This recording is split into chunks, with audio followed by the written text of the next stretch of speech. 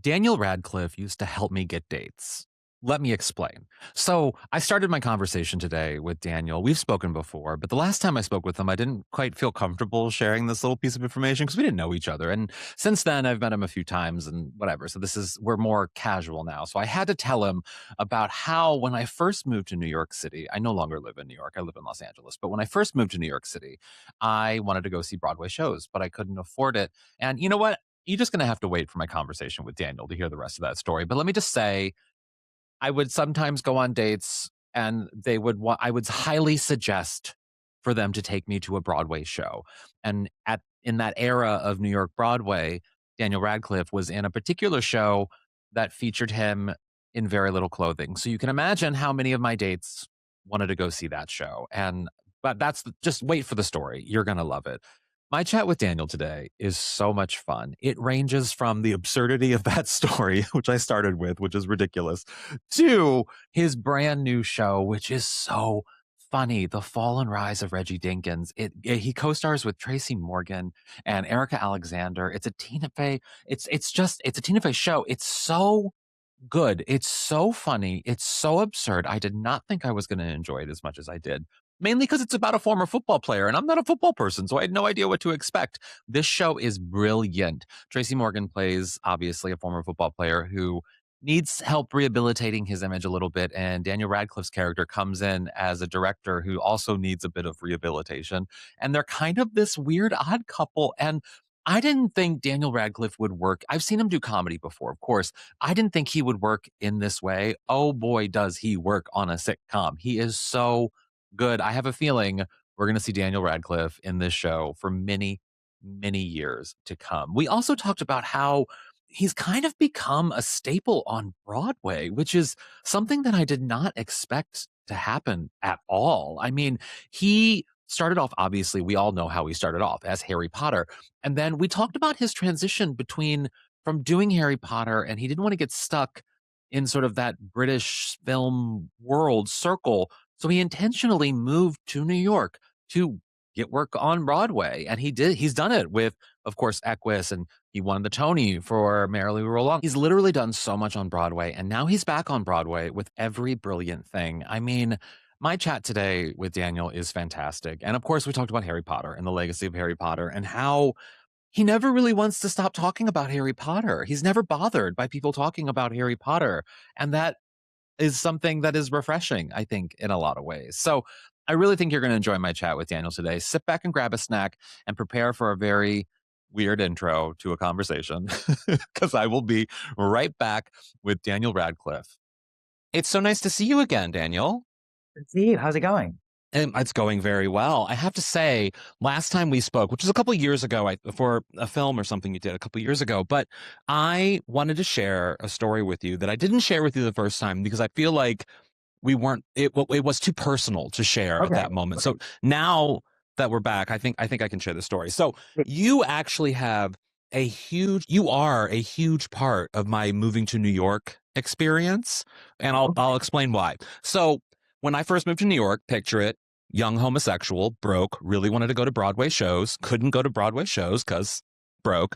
And I would go on certain dates, oftentimes, just because I was like, these men would want to take me to Broadway shows, and I would often go.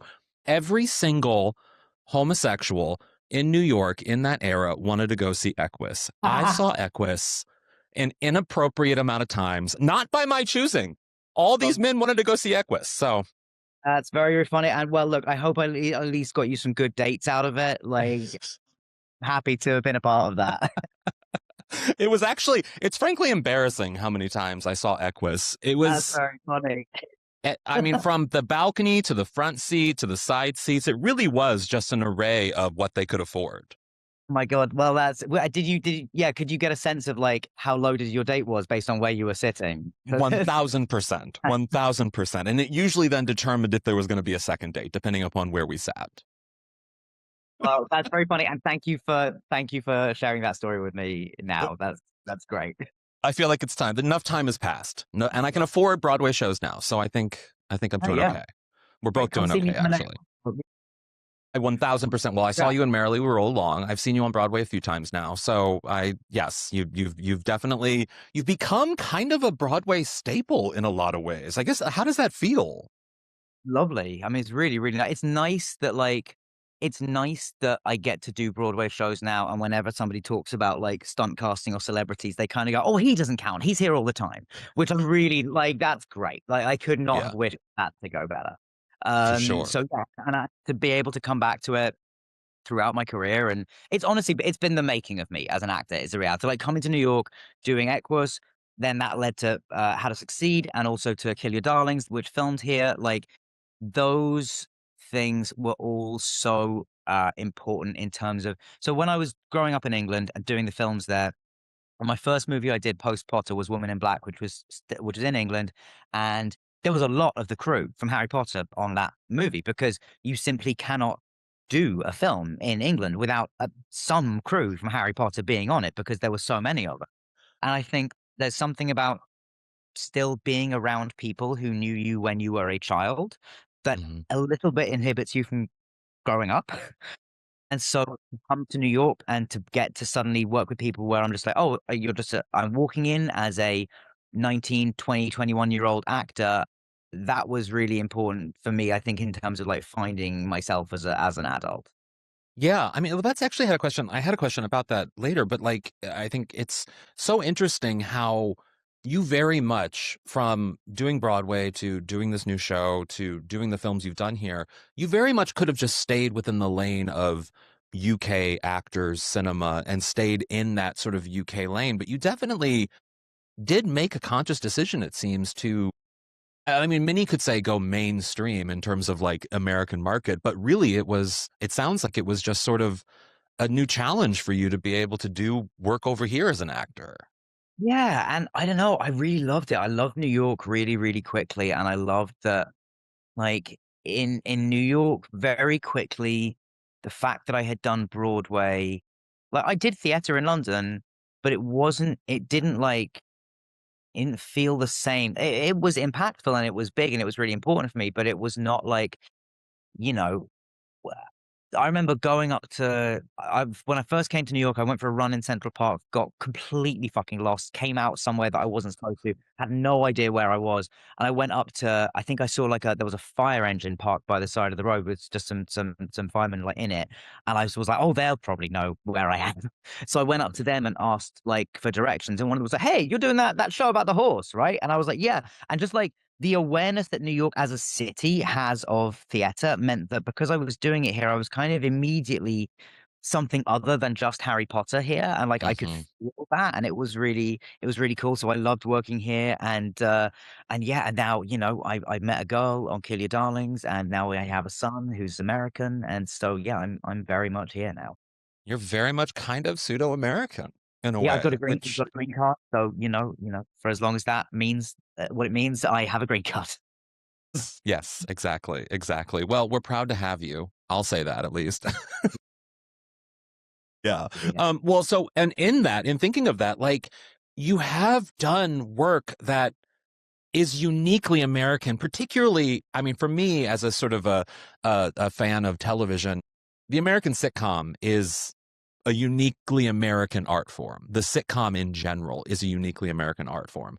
And the fact that you're going into network television, which is very different from, the in cable network or streamers or whatever it is, because it just has a different reach. It has a different audience. It has a different flow to it. How does it feel to sort of be diving into really something very new for you? I mean, it's really exciting. I've done actually like a substantial amount of comedy throughout my career, but I get the question all the time of like, "Hey, you're new to comedy," and it's because like most of what I've done is like pretty niche, or like Yeah. Miracle Workers was wonderful, but like not like widely viewed, and like Mm. it's there is something really exciting about doing something that I think is going to be of like a very high quality and very very funny, but also gonna get to be seen by like potentially a lot of people. Is really yeah, it's very very exciting. And I think the challenge always with TV is that, and in the American system, is that you are going to potentially be signing on for multiple years based on one pilot, which is sort of an insane feeling. But so the thing you have to look for is like, okay, who are some writers that I trust to maintain a certain level of brilliance for many years? And you kind of can't, in my opinion, get much better than Robert Carlock, Sam Means, and Tina Fey and this whole group Yeah. from I mean, this is, and it's also, you're sticking within the New York lane too, because they are known for, producing shows, television shows here in New York. So there kind of is still in that sort of same vibe of a New York state of mind.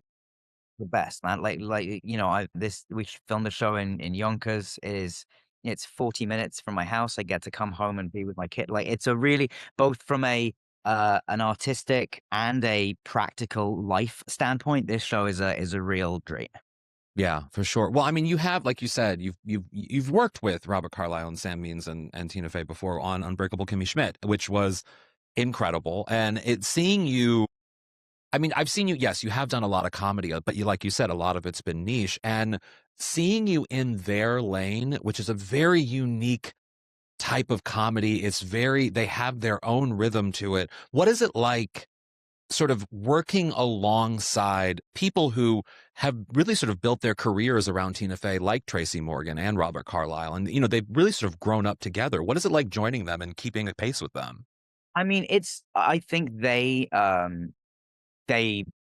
I think it got better and better throughout the season. But even as a starting point, they know how to use me really well. And I think they are very good at writing for actors. Like how they write for Tracy is, amazing. Like you read you read the lines, and particularly with Tracy's characters, uh, tr- there are line readings that are accessible to Tracy that are unaccessible to 99% of actors, just because he is who he is, and he is funny in the way that he is, and they can give him and they know how to use that. And I think similarly with me, they are very good at writing for me, and get better and better throughout the series as they find out what my strengths are comedically.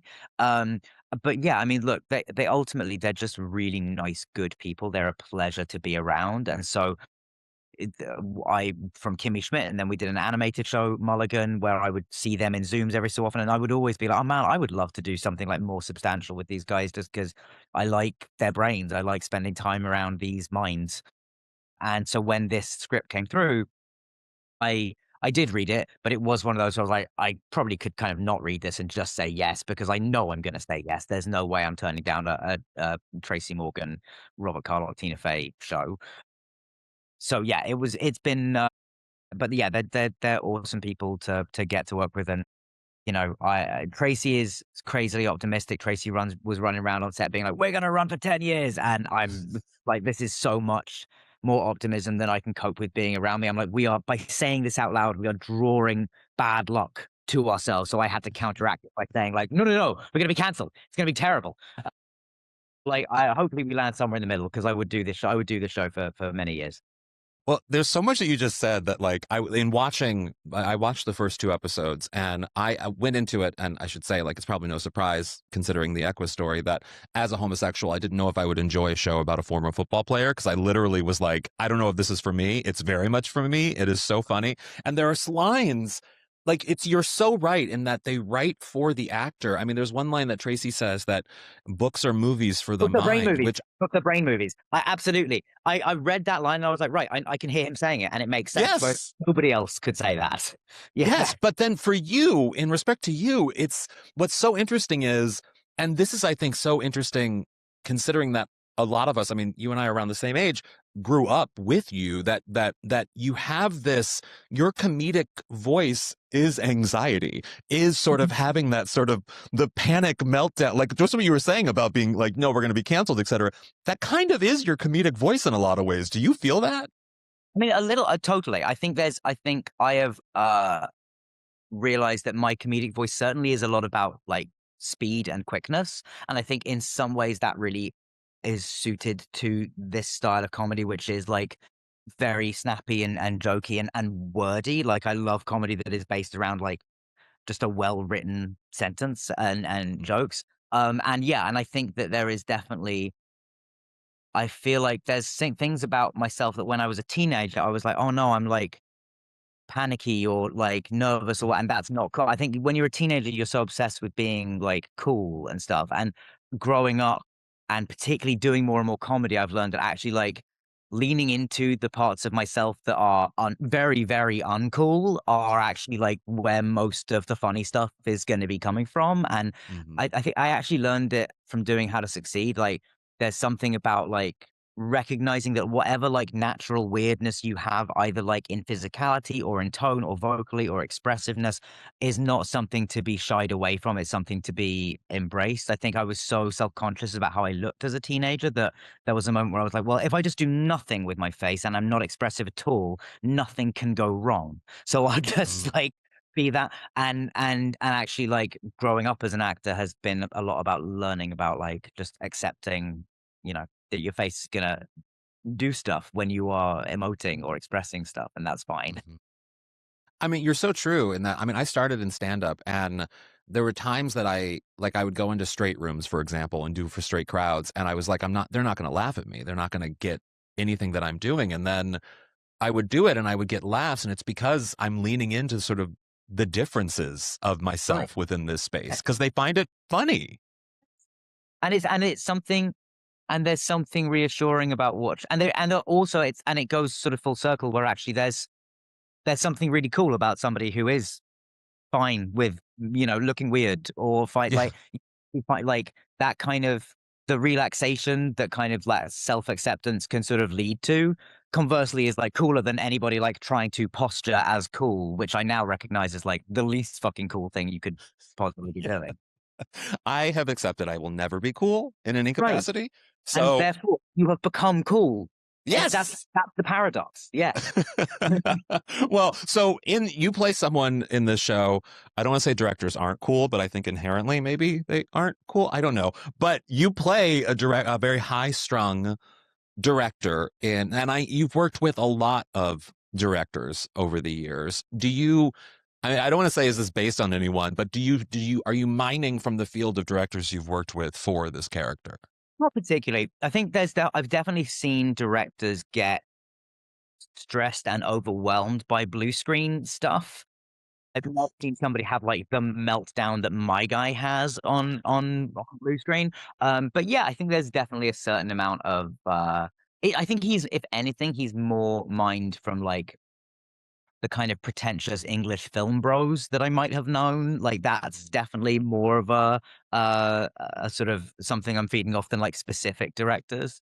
Um, but yeah, no, I don't. And I think as a documentarian, like we were trying to figure out like who the parallel is in real life, and like it's sort of Louis Theroux, even though it's Oh, not. Just because it's hard to think of like who is like a very highbrow documentary director that it also like appears on camera a lot. That's quite mhm. rare. I guess did Nick Broomfield used to do that as well? Maybe. A little bit, yeah, yeah. So like I feel like it's sort of it's those guys, but like I don't want to say like it feels like it would be disparaging to Louis Theroux to say that I'm comparing myself to him, and I really like Louis Theroux, so I don't want to say that.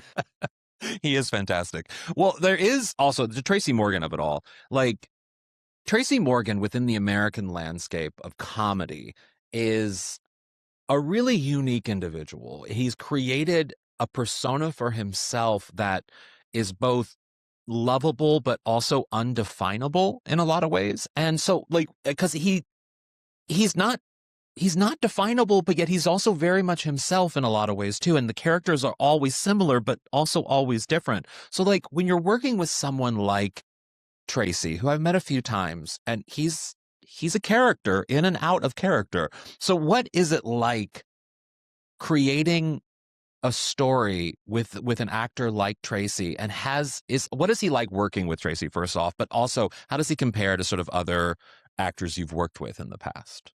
I mean, he doesn't. He can't. You can't compare Tracy to any other actor that you've ever worked with. Um, but like because he is like there's a wildness and an unpredictability to him. In terms of like, but also I think the ways we overlap actually are that we both like love what we do. I think we both feel very lucky to be getting to do what we're doing. And yeah, we like really both really like being on set and kind of the social element of being on set is something that I think we both love. Um, and I think Tracy is like somebody said, I think it was Tina said about him, like what Tracy does can't be taught and it can't be learned. And it Mm. is like it is just a completely natural comedy. Like he is one of the funniest people I've ever spent time around. And you know, he will set you'll be on being on set with Tracy means that like he will say every day 5 of the most insane things you've ever heard a human being say. But then also he's incredibly sweet, and he'll tell you some story about his childhood that like makes you want to hug him and like breaks your heart. Like he's actually capable of like huge vulnerability and really like openness about all that kind of stuff. So like very quickly you go from like being like, oh, this guy's crazy and funny to like, oh, I really care about him and a little bit like want to look after. Like I want, you know, Yeah. I want to make sure that he is having a good time because what everything he's been through with the crash and the recovery and like, you know, you want to make sure that like, yeah, you should be having a good time now. And we want to try Yeah. and make sure that that's happening.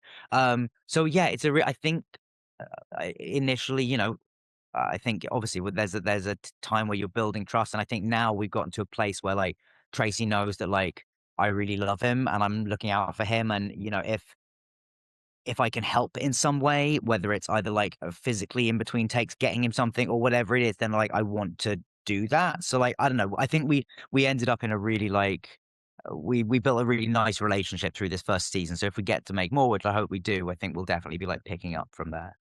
I definitely think you will be able to make more. The other thing too that I think is fascinating with you as a career, like I said, you know, we've grown up with you, and you very much could have gone in the direction of you being the star of everything. And over the years, you very much have leaned into the ensemble of it all with, I'm thinking Merrily We Roll Along. I'm thinking this show. There's so many examples of where you, yes, you're a standout talent. You're always a standout talent, but you're also a part of an ensemble of standout talent. And this show's a great example of you just being a great actor amongst other great actors. So, like, has that ever entered your mind in sort of the dance between being the star, the massive star that you are, but also taking the acting job that is just best for you? No, I mean, I think very, very quickly I was like, I want to be good in supporting roles as well. Like I don't need to always be the lead on something. I don't think I want that all the time. Like it's fun to occasion like, you know, there's something about the pressure of being the lead on something like Weird, where every day it's going to be me and I'm going to be singing and dancing and playing the accordion and doing something. And like, there is something about that can be really exciting for a while. But also, like, I love building a show with an ensemble. Like, I love that one of the best pieces of acting of advice I've ever been given, and I can't remember who gave it to me, but was like, when all else fails, try and make the person you're in the scene with look good. Try and like just like make that the focus because it stops you thinking about yourself, and it like just be helpful. Figure out a way to like you know, and so that's it's always something that I've loved doing, and I think you also if you just want to play leads, you cut yourself off for some really fun parts because very often the lead has to be, you know, sort of similar to what Harry was, like the kind of eyes of the audience, the kind of still center around which everything is going crazy. And sometimes it's fun to be part of the stuff that's going crazy is actually like a more fun part to have. For sure, for sure. Well, my last question for you, and you know, I think about this a lot in terms of just with a lot of actors that I've spoken with before, especially child actors who started out and had career defining roles as a child. I'm thinking someone like Jodie Foster, or I mean, Jodie Foster's, I think, a great example. And I've spoken with her about this a few times in that you have this career defining role as a child, and then you grow up and you have to navigate both creating new identities for yourself, new roles, new performances, while at the same time not necessarily not acknowledging the thing that made you who you are. And you have done that, like Jodie, I think, very successfully in that we're able to see you in different roles while at the same time it doesn't feel like you're trying to escape the thing that we know you for. And how do you feel about that in terms of the ongoing legacy of Harry Potter and yet what you go on to do? Yeah, I mean, for me, it was always like people were presenting me with a binary when I was like leading Potter of you can either still respect and like Potter, or you can go off and do other crazy things, which means that you must have hated Potter the whole time. Like everybody took whenever I would be like doing Equus or doing, Kill Your Darlings, the questions would always be like, "Are you doing this you can really put Potter out of people's minds?" And it's like, well, I mean, I guess like I want people to see me as other things, but it was never in my head that like any one job would suddenly make people forget about Harry Potter. And also, like, I don't want people to forget about Harry Potter. Like, I love doing those movies. I love that people love those movies. Like, it's so yeah. It always seemed much simpler to me than that. Like, it always seemed like I could. There was also something I remember, like somebody. It was an interview I read once with Robert Smith from The Cure, where he was asked about like basically like, do you feel a bit silly still putting on all the makeup to do the shows now that you're like 60, whatever he was at the time? And he was like, no, because somebody's going to be coming to those shows as a teenager for the first time, and I don't want them to like Mm. them getting all dressed up and then seeing me like I'm ashamed of it. And I've always thought that was a really lovely way of viewing, like, yeah, if people come up to me and want to talk about Potter and how much that has meant to them, I'm always like, I'm always delighted to hear that. Like, that's really nice and that's great. But also like that can sit very comfortably alongside me doing all the weird shit that I've done since. And like I don't expect people to ever like uh forget about Potter, and yeah, nor would I want them to. Yeah. Yeah. Yeah. Wonderful. What a pleasure chatting with you again. And Oh, yeah. and thank you again for making my entry to New York so enjoyable. Good. I'm so glad. I really that really that story is really, yeah, you've tickled me and made my day with that. Thank you very much. I hope Yeah, so. a really lovely interview. Thank you very much, and speak to you soon, I hope. Wonderful. Wonderful. Yeah, hope to see you again soon. I just love how much of a sport Daniel is. He's surprisingly chill for someone who is so incredibly famous. I mean, so incredibly famous. I really hope you enjoyed my chat with Daniel today. Leave a little rating and review wherever you're listening to this. You can follow me at H. Allen Scott on everything. And, I mean, I could help a little follow in other places too. So you can go follow in those places that you're supposed to and comment and all the things you're supposed to do. In the meantime, watch something fun today, like The Rise and Fall of Reggie Dinkins. It's so good. You're gonna love it. And have a good one.